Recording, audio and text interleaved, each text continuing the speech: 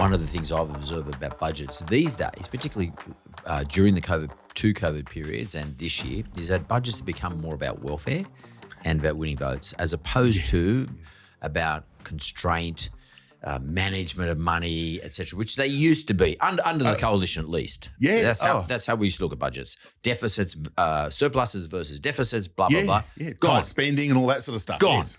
Now Yes. about welfare. Yeah. It's about welfare and no cost of living adjustment, blah blah blah. What do you think of the budget? Yeah.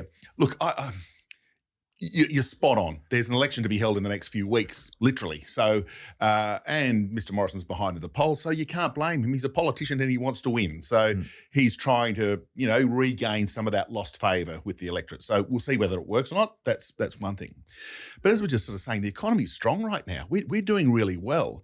And in a sense, what we don't need is this proverbial cash splash that we've been hearing about since the budget was handed down. So the cut in the petrol excise, which is going to will cost the budget $3 billion, so save us consumers $3 billion in total.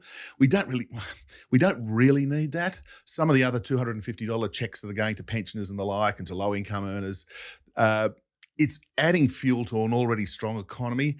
And I'm a bit old fashioned, Mark. I'm of the days where when the economy is weak, sure, you put money into the economy from the government, you stimulate it and you support the downturn in an economy. But when we're doing well, you do the opposite. You turn off the tap. And so I'd have loved to have, and I know this is politically silly, so maybe this will happen after the election, whether it's Jim Chalmers as Treasurer or Josh Frydenberg retains the Treasuryship if Libs win. They may have to tighten the budget post-election. I think that's what I would be advising if I was in that position. Yeah, that's very interesting. And quickly, do you think this budget is potentially inflationary?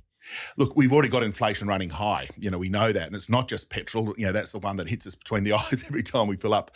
But the underlying inflation numbers that we're seeing from the Reserve Bank and from the Bureau of Stats are showing that the price of food is increasing. It's showing that the price of a lot of services like insurance and childcare, things that, we all have to spend money on.